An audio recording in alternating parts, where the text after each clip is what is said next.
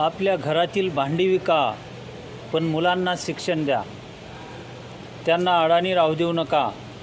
मुक्या प्राण्यांचा बळी घेऊ नका. त्यांची हत्या करू नका.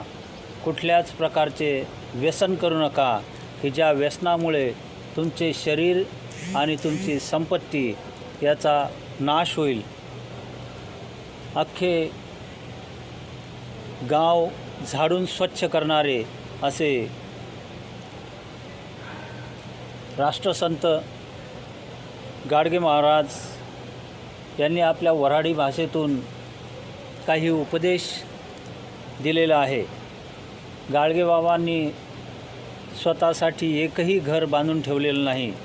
त्यांनी मुलांना वसतिगृह, दवाखाने, अनाथाश्रय अशा प्रकारची व्यवस्था करून ठेवलेली आहे.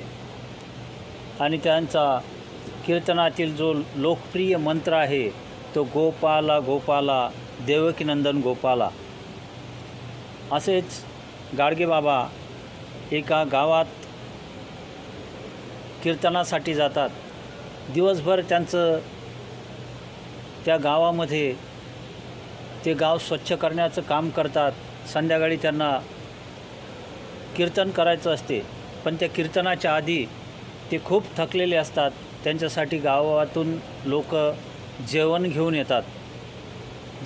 येतात आणि ते जेवायला बसणार तेवढ्यात त्यांच्या समोर एक अशक्त झालेला असा क्षीण झालेला कुत्रा येऊन उभा राहतो.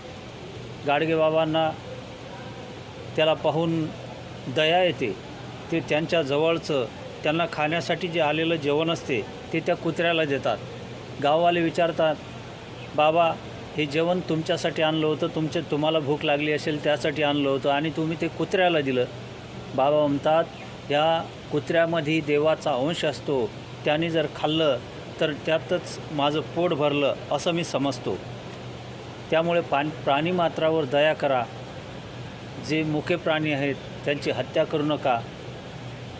देव दगडात नाही तर हा माणसात आहे अशी शिकवण देणारे राष्ट्रसंत गाडगेबाबा यांची आज पुण्यतिथी. त्यानिमित्त त्यांना कोटी कोटी विनम्र अभिवादन.